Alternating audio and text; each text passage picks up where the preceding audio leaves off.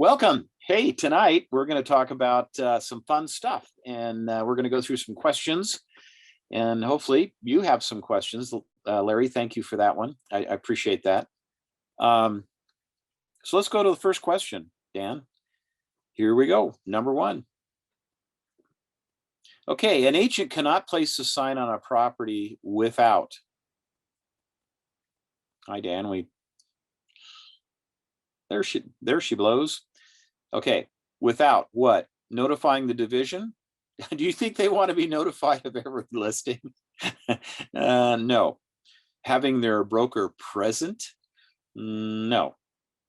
Getting permission from the owner? Ooh, that sounds warm and fuzzy. Hang on to that one. Or D, getting an option to purchase the property. Well, that's a whole different gig, So correct answer to this one, of course, is C.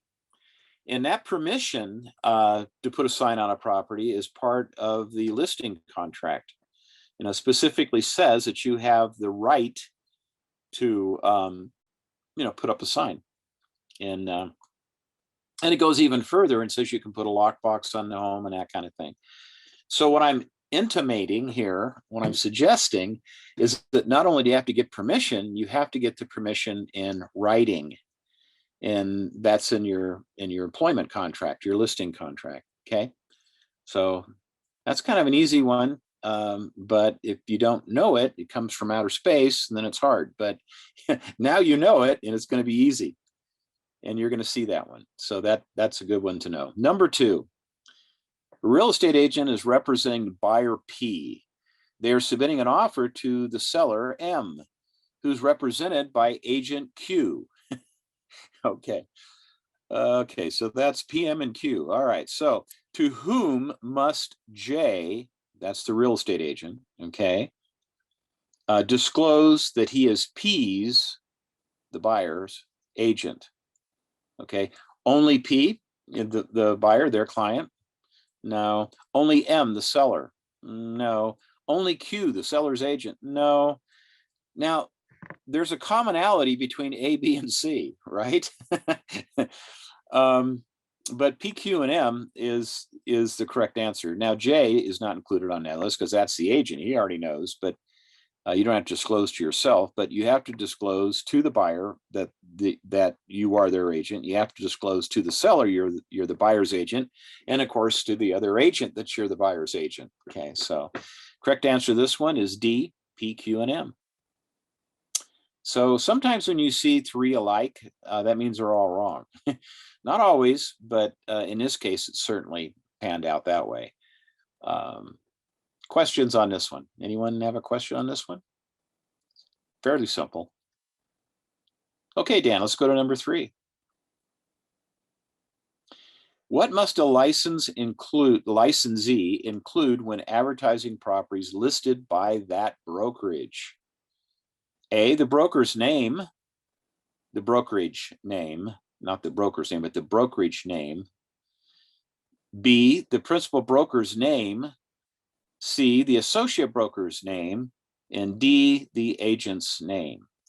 Now, the difference between a principal and an associate broker is that one of them has a trust account and is responsible for that trust account and is responsible for that firm. Which is the brokerage. And you must always list the brokerage firm, A, that's the correct answer, in any advertising that you do. Now that includes online advertising, that includes radio advertising, television advertising, car signs, open house signs. I went to a little realtor get together tonight, and they had some open house signs, and that was for a team, like the hot dog team, but they didn't list their brokerage on the sign. Well, that's a violation. So I didn't mention it to them, but because there were too many people there, it was kind of a social gathering. I didn't want to, call them out in front of everybody, but I'll talk to them tomorrow privately. I'll have to make a little trip over there and said, hey, you really need to put the brokerage name on your open house signs. Anyway, so that's an interesting thing. So we will get that taken care of tomorrow before they get called in by an investigator from the division and fined $500 or $1,000 or something. Okay, we're on to number 4 now. Any questions on that one, by the way? Brand new agent. I had a brand new agent one time. He was holding his very first open house, had only been licensed for 1 day, and he had some flyers printed up, and I came by, to make sure everything was set up right and that he was, feeling comfortable and all that kind of thing. And he had these little flyers made up, and it didn't have the brokerage name on them. So I made him sit down and write the brokerage name on all the flyers. Unfortunately, there was another agent that came and went, and it's someone I knew. So, they'd left a card. So I gave him a call and said, oh, by the way, this is their very first open house, and they've only been licensed for a day. So do me a favor and write the brokerage name on the bottom of that flyer you took. They laughed and they said, don't worry about it. I've already thrown it away. I thought it was overpriced. Of course, today, nothing's overpriced. That's the thing that doesn't happen anymore. Everyone just bucks up and pays up. It's weird. And also fun because it makes the commissions really big, huh, Dan? When I closed on one in West Jordan a few days, about a couple of weeks ago, it was $560,000 for a 2,800 square foot home in West Jordan. Couldn't believe it. I mean, and I met the appraiser out there and we talked for a long time, but somehow he came up with that value. I don't know. But a lot of buyers are paying over the appraisal. If the appraisal come in at 540, no problem. I'll pay the extra 30 out of my pocket. Yeah. Anyway, what happens on that is that a lender is only going to lend a certain percentage of the appraised value. They don't care what the sales price is in the contract. I mean, they look at that, they see it. The underwriter sees that, but when they apply their loan to value ratio percentage on how much loan they're going to make, let's say it's an 80% loan, they don't care what you paid for it. What they care is what it appraised for. So if the appraisal had come in less than the 560, one of two things has to happen. The buyer has to come out of pocket for that additional money. Let's say it's $10,000, or seller has to lower the price, or any combination thereof. Otherwise, that deal's not going through. But a lot of buyers today are just bucking up and paying the difference because they've already made offers on 6 other homes and they didn't get any of them. So then frustration is, well, this one will work. I gotta have it, and so I just have to buck up and pay more. Of course, they sold their other house and made a small fortune out of that. So a lot of times that's helps them. All right, number 4. The commission rate on a real estate transaction is set by division rules. Are determined by company policy and cannot be changed by the clients, can always be negotiated. Well, let me see. Set by the division. No.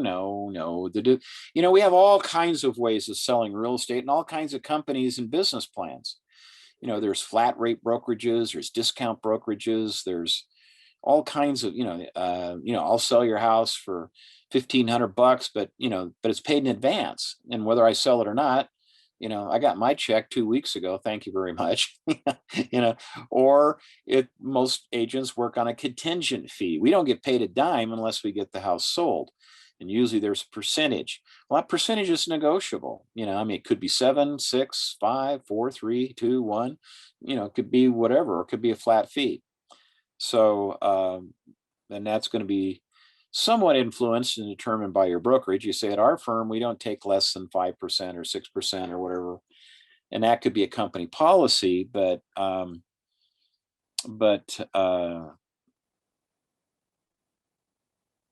it can always be changed. It's negotiable. And that is always on the test. Wouldn't you agree, Dan? Commissions are always negotiable. Yeah, that's a big deal for the division. They want to make sure that clients know that agents know that. Right. So, we've already given you 3 nuggets tonight out of these 4 that you're probably going to see again. there's a purpose on why we select these particular questions, okay? It's because Dan and I have long experience in not only taking the test, and it's not because we flunk, it's because every once in a while, the real estate the division gets, I don't know, they go off on a tangent and they say, hey, if anyone wants to come take the test, why don't you come down to the division, we'll let you take the test. Well, remember when Foggergan announced that one time? Did you go do that, Dan? That's Oh, been quite a while. That's you're probably in high school then. Anyway, so I went down, took it a dozen times. Yeah. Anyway, it's not because I flunked, it's because I want to know what the questions were. So I don't know. Okay, I just lost everybody for a minute. Okay, come on. Why does this thing keep coming up? Adobe Flash.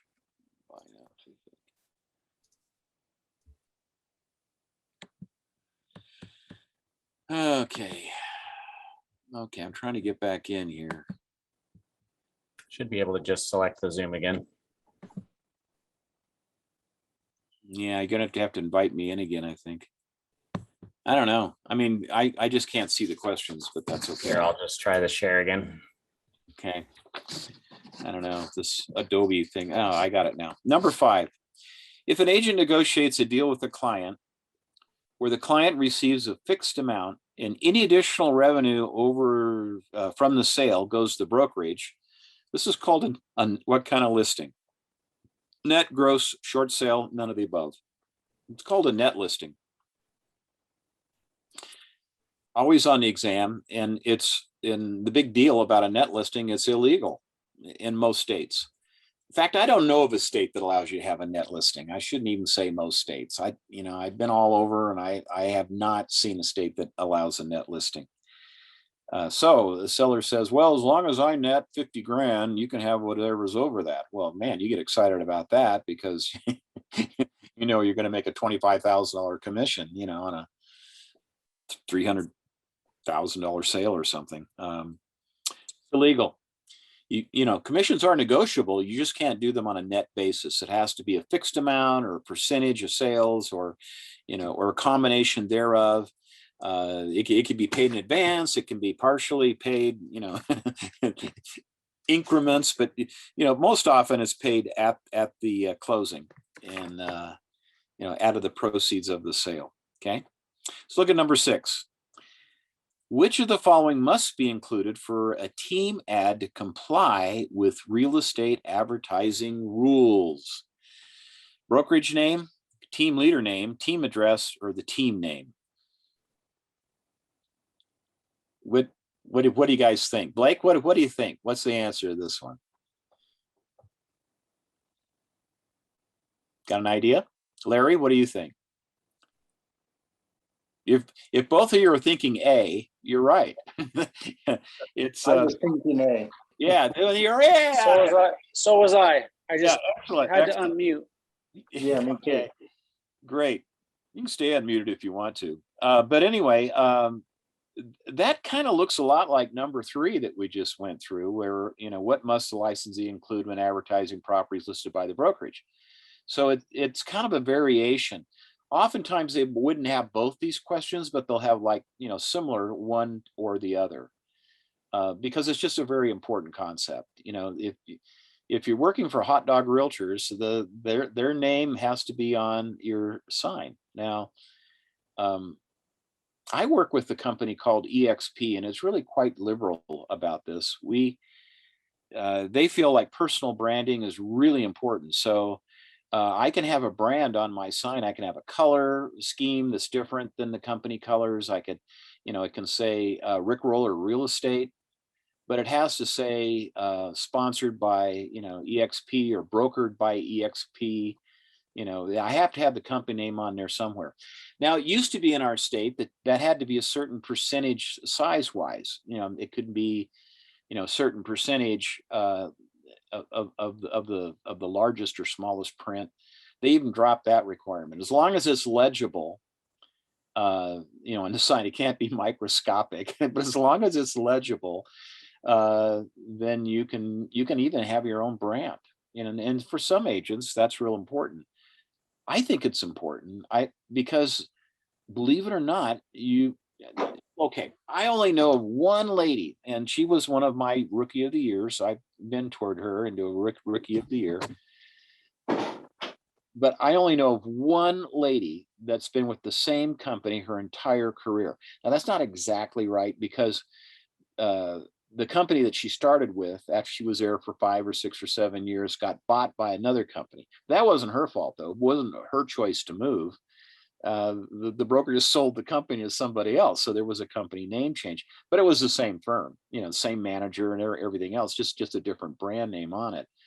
But she's the only one I've ever known that's ever stayed with the same company all that time.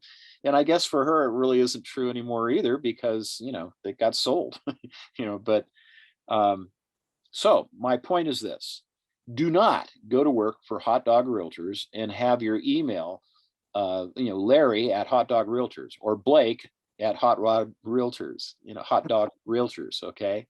Because someday you might move, and then you have to switch your email, and all your people you've done business with, all the business cards you've passed out, all the advertising you've done, all the flyers and everything else have the wrong company name. And do you think they're going to forward those emails to you?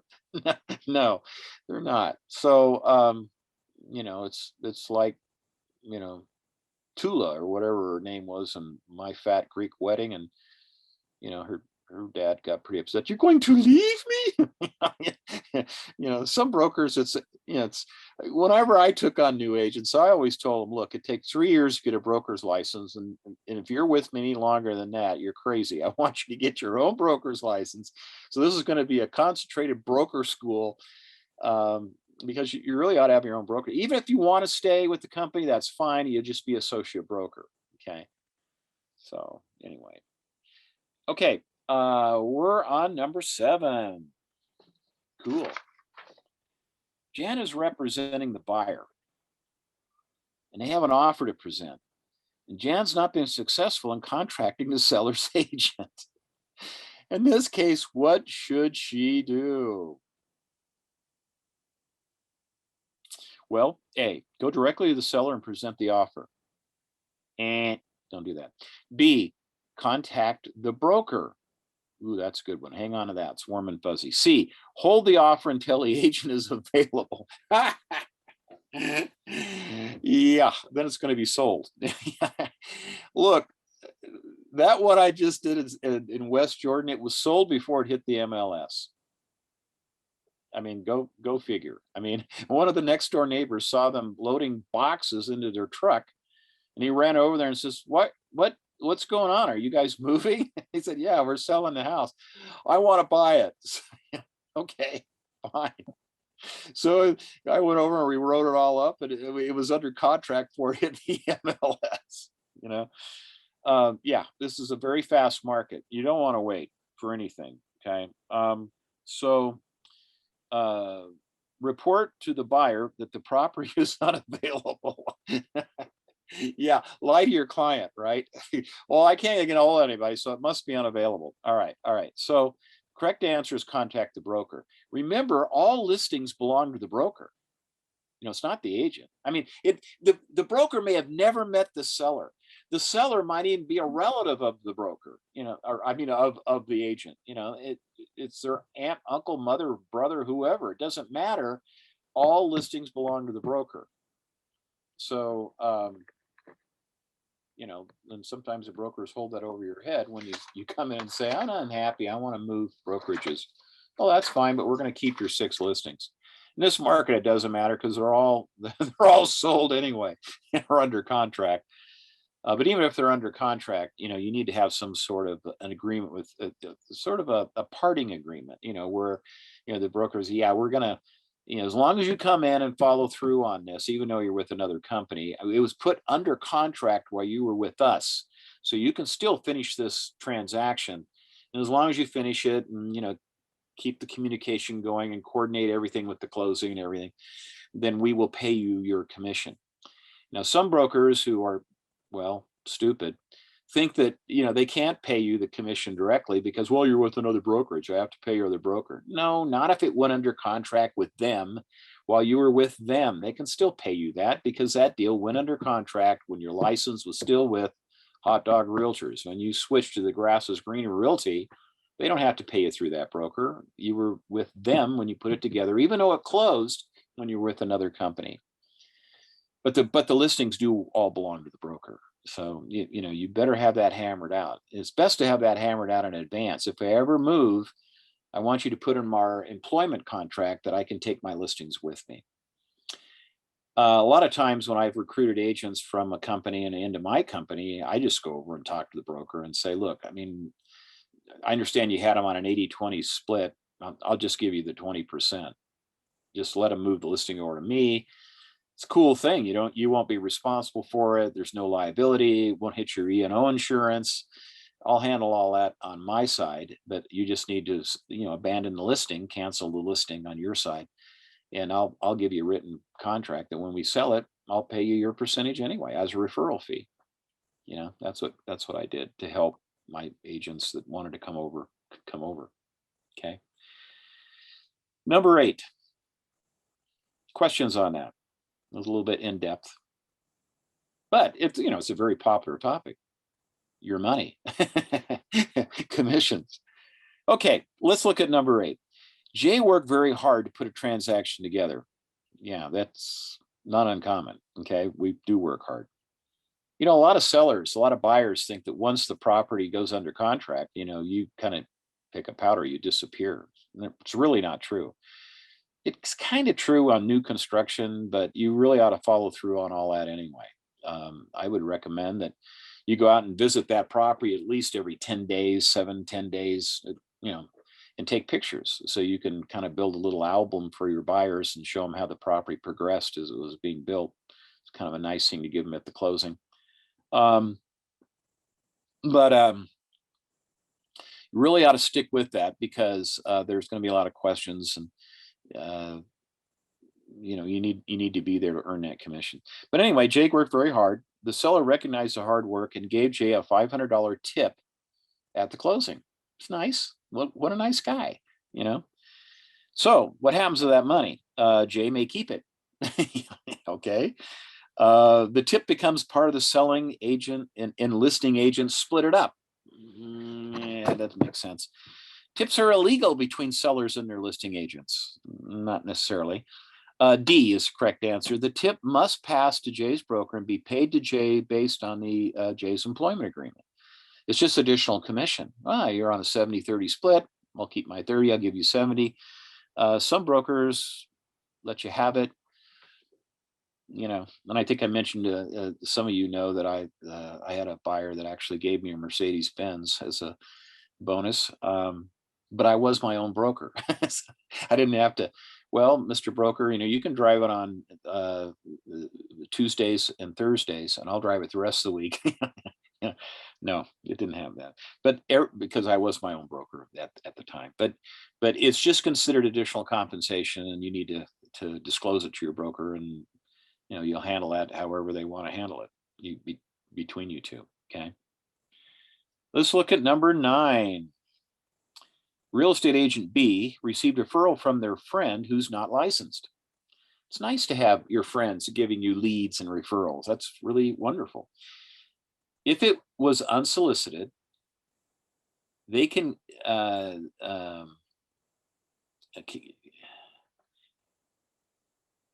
give a gift.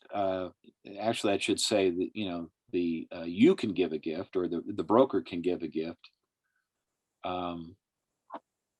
Do you see that, Dan? You know? Yeah. Okay. Actually, yours reads differently. It says if it was unsolicited. Oh, okay. Now, yeah. Anyway, so what we have here is someone gave you a referral and you're going to give them a gift. Okay. And it could be from you, it could be from the broker, it could be from both you, or whatever you want to do. But the rule is, as long as it's $250 or less, it's okay. And it's unsolicited. What I mean by unsolicited is you don't have a deal. You know, I mean, some agents go to nice hotels, you know, like Grand American or the Little America, or, you know, a nice hotel. and talk to the concierge and say, hey, I know some people are staying here and when they're looking for a house to buy, and they may ask you for an agent's referral or whatnot. I'll give you $250 for everyone you float in my direction. Okay, that's a solicited referral. Can't do that. The only way you could do that is if the concierge had a real estate license, and then you have to pay his broker a referral fee, and that would be fine. So the key here is, number one, it's unsolicited. And number two, the people are unlicensed. If they're licensed, you can pay it through their broker any way you want. Okay. And but it has to be 250 or less. Used to be 50, then it was 150, then they just kicked it to 250. If anyone says, well, we don't have inflation, yeah, right. I mean, 250 buys what, $35 did back in the 77 when I started in the business. Okay, well, anyway, it's 250 or less. Okay, that's an important one. Okay, that's a wake up item. Put that in here. Okay. Number 10, in Utah, which of the following is legally able to take listings and enter into contracts directly with the public to sell real estate? How about an independent contractor? Well, what does that mean? It's more of an IRS status if you're an independent contractor rather than an employee. It has nothing to do with selling real estate. A property manager, a principal broker, or a sales agent. Now, this is kind of a variation of that broker thing again. Okay, all listings are owned by the broker. So really, the answer to this one in Utah, you are legally able to take a listing and enter into contracts directly with the public if you are a principal broker. And you can have your agents work with you on that, but all listings belong to the brokerage. Okay, most brokers are an entity. They're a non-breather. They're a LLC, or they're a full C corporation. They might be a Massachusetts business trust, which is probably uncommon, but they're a non-breather. And the reason for that is if, when I was a broker, it was Roller Real Estate, and it was an LLC. Okay. The reason for that is if you had like 20 listings in your brokerage, or 100 listings if you're a big company, or 500 listings, and your principal broker dies and they are not a non-breather, they're not an entity. In other words, they haven't lent their broker's license to some sort of a structure. Then when they die, the brokerage dies. And if the broker dies, then all your listings are immediately canceled and they're fair game. If the brokerage is not a flesh and bones individual, but it's an LLC, a C Corp, a subchapter S, whatever they want to do to set their brokerage up, and a live breathing broker has lent his license to that entity, then the entity doesn't die. The broker died. It was sad. We'll go to the funeral, we'll shed a few tears, and then we'll say, who's the new broker going to be? The division will allow a reasonable period of time for a new broker to step up and take responsibility for that company. Okay. So the correct answer to this one is principal broker. That's a good one. Number 11. Okay, the buyers make an offer and the seller accepts it by signing the sales contract. That's how we know they accept it. They signed a contract. Then the buyer decided they wanted to extend the closing to a week later, but this is after they've already signed it. So what should the agent do? Well, let me see. We got some long answers here. Write an addendum with a new date and have both parties sign. B, get the seller's permission, then notify the buyers of their agreement. C, X out the old date, write the new date in the contract, give everyone a copy. Or D, rewrite the contract with the new date and get everyone's signature. Now, the correct answer for the test is to write an addendum. A, write an addendum with the new date and then get everyone to sign it, because you're altering the contract. See, that's what an addendum can do. It can alter the terms of a contract. And that's what you'd need to do. Okay. Number 12. We're talking about real estate auctions now. And in some areas, well, in some countries like New Zealand, Australia, the primary way of selling a house is by auction. That's how they do it. You know, they get a house up for sale, they promote the heck out of it, and they have a day, and people show up, and they have a verbal outcry auction. Then the broker sits down with the winner, and they write it up. In the States, that's not as popular, but we do see auctions. A lot of times, it can be a great way to sell a property, particularly if it's well, you know, kind of an oddball property, you know, like a geodesic dome house, you know, or der Wienerspitzel A-frame business property, you know, the Wiener, you know, the hot dog place.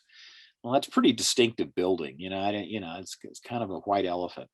But if you have a white elephant type property, sometimes an auction works really well. And a lot of times, you know, not too long ago, we were seeing a lot of auctions on high-end multi-million-dollar homes. Carl Malone sold his house that way. You know, when he decided to move, he sold his house up in the high avenues, and he kind of liked it because he knew on a certain day that house would sell. Now, did you get as much money as you'd like to get out of it? Well, I don't know. It depends on how many people show up at the auction and how well it's promoted. Essentially, today, you might call most sales an auction because they're all multiple offers for the most part. You know, we have more buyers than we have properties for sale, and so sellers are getting a lot of multiple offers. And what a lot of agents are doing to handle that is, you know, 4 offers came in within, you know, half a day of each other, and you're over presenting them to the seller. What some agents are doing is they're letting the 4 agents know that we're in a multiple offers situation, and so I'm calling for your highest and best offer, you know, by noon on Friday or Thursday or whatever. And so they go back to their buyers and say, well, it's a multiple offer. Do you want to sweeten your deal a little bit? And they could sweeten it by offering more money, maybe more earnest money, maybe eliminating a contingency. Maybe they say, well, eliminate the appraisal contingency because I'll pay whatever I have to get it. So it's, you know, it's kind of an interesting way, but a lot of real estate is sold that. So it's kind of like an auction, but it's not a verbal outcry auction like you normally think. Now, the key on this one, because we're talking about Utah, right? Is that the way our rules are written up at the division, they keep saying broker, broker, broker, broker. And so there was one company in town that was really promoting auctions. And he even hired a branch manager that was the auction guy. And so they would go out and try to find oddball or, you know, difficult to sell properties and auction them off. And they were doing real successful. They were having 3 or 4 auctions a month. Well, the problem was the division came back and said, no, wait a minute. The broker is not attending these auctions, and it has to be the broker because that's the way the rule's written. And the broker said, well, wait a minute, I'm not going to go to all these auctions. I mean, you know, that's why I hired this associate broker to go. And they say, well, no, not good enough. So, you know, rather than change the rules, or he couldn't get him to change the rules, he just shut down his auction division because he didn't want to go to all those auctions. Well, anyway, so what is the correct answer here? Well, in a real estate auction, the principal broker must be the auctioneer. I mean, the guy that does the, you know, the pattern, you know, that kind of guy that calls you. No. Supervise the actual sale of the real estate being auctioned. Yes, that's what they have to do. That's the correct answer. Assign a sales agent to represent each party. No. Deliver the proceeds to the real estate commission. Yeah, right. No, that's always wrong. They don't want the money given to them. I mean, what the heck? I mean, the proceeds are supposed to go to the owner, not the real estate commission. Supervise the actual sale. So they have to be there. They have to watch the auction and everything. And then the winner comes over and the broker sits down and writes up our standard contract form. Okay. And it has to be the broker. Well, most brokers have better things to do than go to auctions. So they don't. So we don't see a lot of auctions here. Yeah, but you could. Number 13. A principal broker supervises a real estate auction A principal broker supervises a real estate auction, serves to 13 is C, ensure that everything is done properly according to the law. To write the contracts, well, yeah, but that's a smaller piece of the pie. Make sure the division receives a percentage. Oh no, keeps auctions separate from direct sales. What it doesn't make any difference, because once the winner of the auction is determined, they sit down and write up a standard contract. So it's just like any other sale. It's just that the seller, and buyer were, the seller was determined by listing the property for sale, but the buyer was determined by the auction. Okay. So the problem with A, that sounds pretty good, and you might sucker for that, but don't, because it's more than that. Remember, writing the contract and getting it signed and everything is just one step in a whole bunch of steps that have to be taken to get this thing closed. You have to deliver, the seller disclosures to the buyer. You have to make sure the title company gets the commitment to them. You don't have to attend the closings any longer, but most of us do anyway. So C is a larger, more encompassing answer. A is just too limited. So you'll rarely see a question quite like this. Normally when you write questions like Dan, you've written questions, haven't you, for the test companies? Yeah, I've helped write their questions. Yeah, and so have I. I did it for years, then I quit doing it. I didn't want to do it anymore. But I kind of got feeling guilty because I'd go in. They paid good money. One time they even flew me out to Boston, and I put me up at a hotel, and I stayed there 3 days writing questions for them. But it was I got to the point where I thought, what the heck am I doing? I'm dressing up these questions so more people flunk the test. And so they can make another $80 or something. So anyway. And so yeah, this question is too many people are getting it right. We want, this is an acceptable failure number. We want you to toughen it up a little bit so we can make more money. Well, think about it. If you run one of these big testing companies, okay, and you've got these national contracts with various states, there's only so many people. There is a limited set of people that want to take the real estate exam at any one time. So how do you increase your profit margin? You probably aren't going to go out and promote real estate, getting a license as a real estate agent in these various states. You want them to take the test 3 times. So, yeah. So anyway, I don't do that anymore. I'm the guy who just gives you all the answers now. Right, Dan? Okay, number 14. Dan is too. Copies of the REPC must be provided to all the following except, okay. Buyer and seller, of course buyer and seller has to get a copy of that contract. Signatories, that's anyone that signed it. Of course they have to get copies of that contract. Mostly the buyer and seller, but also you as well. So you're signing it on behalf of your company sometimes. Your broker, yeah, sure, they have to keep track of those for 3 full calendar years following the year of the transaction. County recorder, yeah. Copies of the REPC. County recorder doesn't get a copy of the REPC. County recorder gets a copy of the deed to record in the public record to show that the property was owned by this person and now it's owned by this new person. Okay, that concludes the prepared questions for this evening. Larry, Blake, do either one of you have any questions that you're thinking about, worried about? Or Chan? I'm good here. This is Blake. I'm good. I appreciate you going through all these. Yeah. Larry, you okay? Yeah, I think so. I have a lot of studying to do. Yeah, well, when are you taking your test, Larry? Well, I haven't scheduled it, but I have taken time off work for the 2nd week of December. Okay. Well, okay. Once you guys do get your license, like Larry, when you get licensed in December, I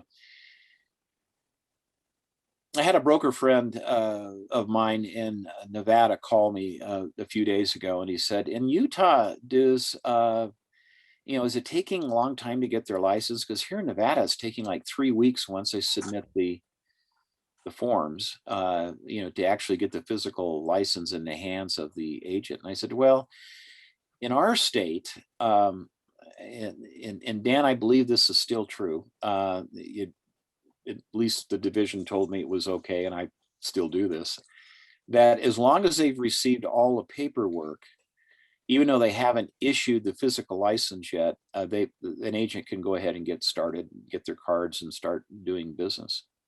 Is that still the way it is? Well, now that they do a lot of it digitally, by the time your license is processed, you can download a digital copy of it immediately. So that's almost not even a question anymore. Yeah, it's not a big as deal. I mean, we're not 3 weeks tied up like Nevada is. I don't know why they're so slow. Well, they have more. I feel like this course is taking me forever. Yeah, yeah, it does. It's 120 hours, and it's a whole lot of words that you just don't use in your normal everyday. Well, are you going to hypothecate your house? What the heck does that mean? I mean, but you've got to know all these words for the test. It's a whole bit of language and a lot of stuff. But you guys, I attempted to submit for a waiver of like some hours because I took some real estate class in college not long ago, and it was a 4 credit hour real estate class. Okay. I'm not sure how many, but they wouldn't. They said it's basically, the waiver is only designed for people who were already licensed from another state. From another state. Yeah, that's what it is. Yeah. I was like, bummer. Yeah, it is a bummer. It is a bummer. Yeah, I know. It's kind of tough. I had a gentleman who wanted to get his broker's license, and he was an engineer, and he had all the points. Yeah. Chan, welcome. You're a little late, but welcome. Been here for a while. Have you? Oh, I just haven't seen you on my screen. Chan, do you have any questions for us tonight? The things you're concerned about or want to talk about? We've gone through the questions. Can you hear me? Hello. Oh. Yes, I can hear you fine. Okay. Just a question. When was the last time you took a test? Just like, just reading it and evaluating it. When was the last time you did it? Most recently, I took Colorado and Idaho's exam. Okay. Because they use the same testing company, so the national portion was exactly the same. Okay. Yeah, I've been taking it twice already, and the couple of the questions that you had answered didn't really have it in the national exam. Okay. And I was just curious about that. And so far, I've been doing all the pre-tests. I finished the Utah law, and that was perfect actually. But the national exam for so far hasn't really been working out for the Pearson View. So you're saying that you passed the state exam? You passed the state portion of the exam, but not the national? Yes. Yeah. Mm-hmm. Okay. How close are you? So I've taken it twice. So far I'm around, the highest I've gotten is 67%.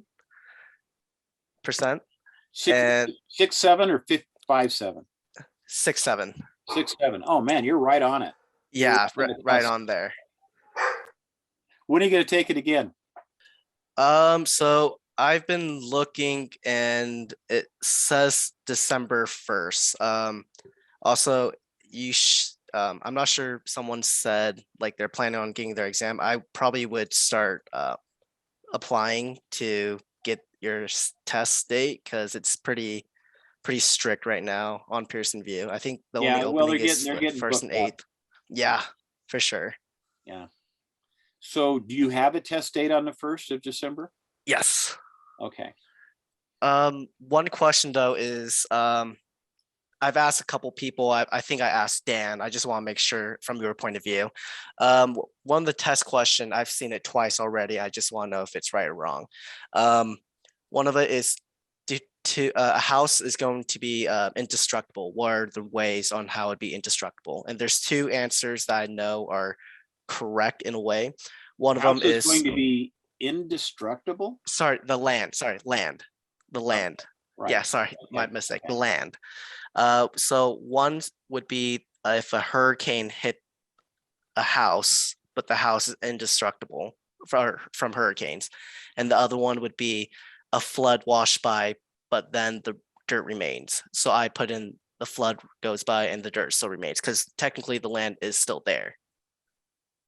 Okay. What? do you Unfortunately, they think? don't tell you which ones you get right and which ones you get wrong. Nope. Mm-mm. Yeah. Well, that's one of the physical characteristics of a real property is at least when you're talking about land, it's indestructible. Yeah. Mhm. Which is not true. No. You know, just ask a few people in Santa Clara a number of years ago when their whole lot got washed down the Virgin River, you know, they don't have a lot anymore. It's gone. It just, you eroded it away, you know, but for the purposes of the exam, yeah, it's indestructible.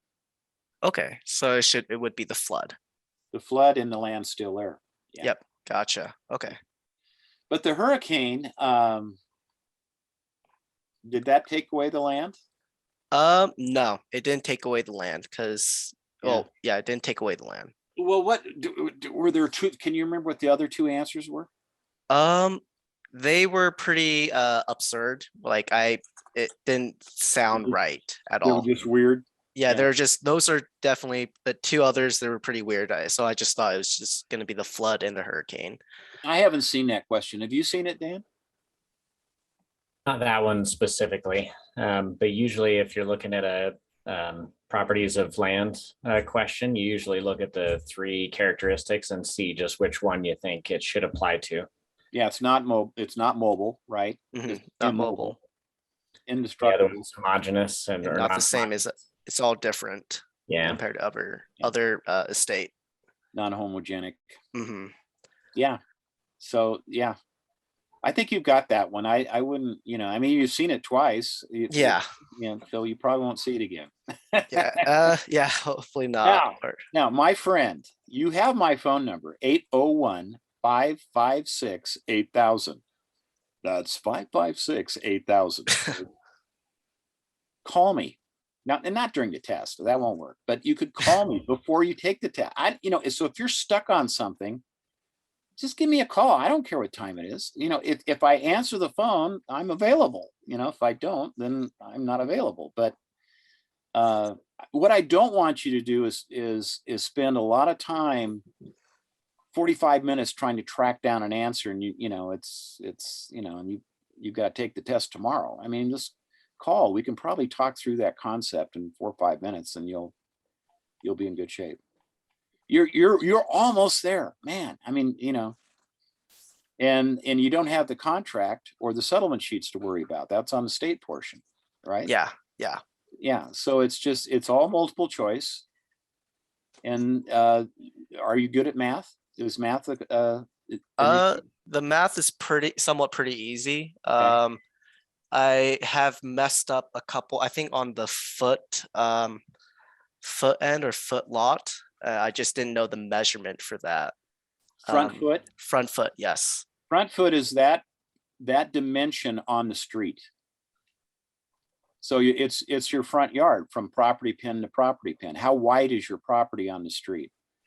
Okay, So- gotcha. Right. So front foot is the front of the house. You know, what is this? What is the footage? I mean, what is the number of feet in the front of your lot that's on the street? Okay. Okay. Front foot.